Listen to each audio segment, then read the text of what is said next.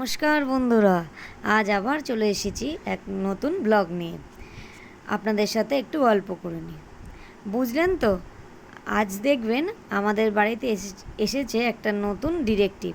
কিভাবে সারা জায়গা গন্ধ শুকছে একটু পরেই দেখবেন। আজ আমার ভাই এসছে আমার বাড়িতে, তো ও বলছে তুই তো কিছু শেখাতে পারলি না, দেখ এরমভাবে শেখাতে হয়। এবার আমার ছেলে ট্রাই করছে। ফার্স্টে তো আমি ট্রাই করেছিলাম, কিন্তু আমি পারলাম না। তারপরে আমার ছেলে ট্রাই করলো, তা ছেলের কাছেও শুনলো না। তারপরে যেই আমার ভাই করলো, তারপরে সে তার কথা ও শুনলো। আজকে ওর মামা এসছে তো, ওই জন্য ওর খুব আনন্দ। সেই মামা ওর ফার্স্ট ওকে দিয়ে গেছিলো, তারপর থেকে আসেনি। আজকেও এসছে। আমি যদি ভিডিওটা করতে পারতাম তাহলে আপনাদের দেখাতে পারতাম।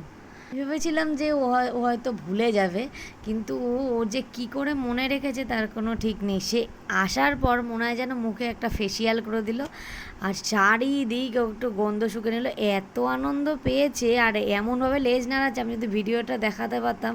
তখন আমি মিস করে গেছি একেবারে।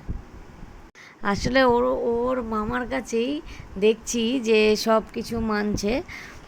কি করে খাওয়াচ্ছে দেখুন, ও যেরম দেখাচ্ছে ও সেদিকে যাচ্ছে। এতক্ষণ আমি দেখালাম, আমারটা কিছুতেই করলো না, আর আমার ছেলেরটাও কিছুতে করলো না। ও ওর মামারটাই ভালো করে দেখে তারপরে আবার পালন পালন করা শুরু করলো।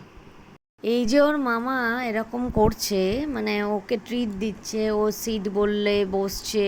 হ্যাঁ, এরপর ওর আর যখন করতে ইচ্ছা করছে না, ওর মামা যতই করুক না কেন, উনি আর উঠে আর যেতে পারছে না, কারণ ওনার ঘুম পেয়ে গেছে। ঘুম পেয়ে গেছে বলে উনি আর এসব কিছু করতে পারছে না।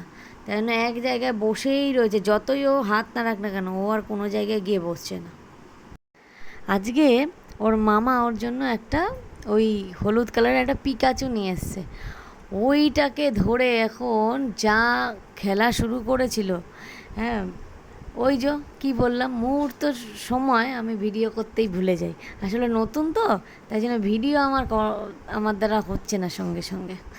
আর যে দেখুন আজকে নতুন ওর মানে ছোটো বয়সে ওর মামা দিয়ে গেছে তো, তারপরে ও যখন এসছে আজকে সারা জায়গায় ছুটে বেড়াচ্ছে, মানে আর গন্ধ শুকে বেড়াচ্ছে। আমি ভাবছি কেন, তার কিছুক্ষণ আগে আমার ছেলে খেয়েছে একটু বিস্কুট, সেটা তো ওকে দিল না। তাই জন্য সারাক্ষণ সারা জায়গা শুকে যাচ্ছে। আসলে ও তো ছোট বলে তাই দেয়া হচ্ছে না।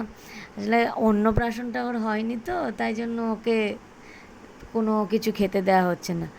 এখন বলবেন ওর কেন অন্নপ্রাশনের কথা বললাম।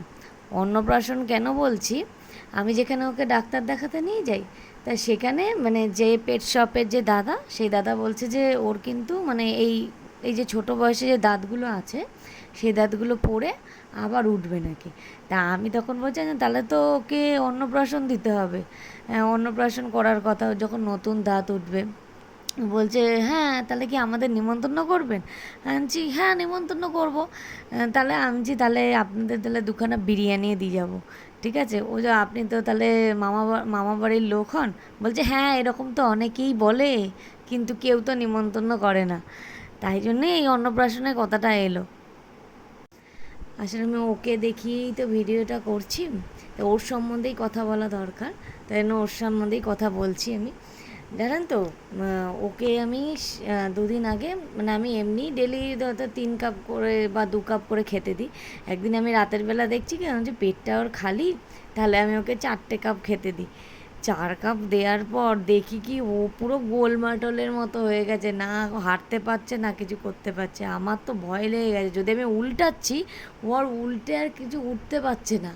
আমার মানে এটা দেখেই আমার মনে হচ্ছে যদি কিছু সমস্যা হয় তাহলে কি করে যাব তার কোনো ঠিক নেই। তারপরে দেখি না আস্তে আস্তে ঠিক হয়েছে, কারণ ডাক্তার আমাকে বলেছে যে এটা বেশি খাওয়ালে নাকি গ্যাস হয়ে যায়। তাই জন্যেই আমি আবার বেশি খাইয়েও আমি দেখছি সমস্যায় পড়েছি। তারপর থেকে আমি এখন কমই খাওয়াচ্ছি, নাহলে দেখবো শরীর খারাপ হয়ে যাবে, তারপরে সমস্যায় পড়বো আমি। যাকগে, যদি আচ্ছা, ওর এখন তো মামা আর আমার ছেলে আর আমার মেয়ে তিনজনে এখন থাকুক, একটু আনন্দ করুক। ঠিক আছে, অনেক তো গল্প করলাম, আবার আসবো নতুন কোনো ব্লগ নিয়ে। যদি ভিডিওটি ভালো লেগে থাকে তাহলে লাইক, শেয়ার অ্যান্ড সাবস্ক্রাইব করবেন। ভালো থাকবেন আর সুস্থ থাকবেন। এঞ্জেলের তরফ থেকে বাই বাই।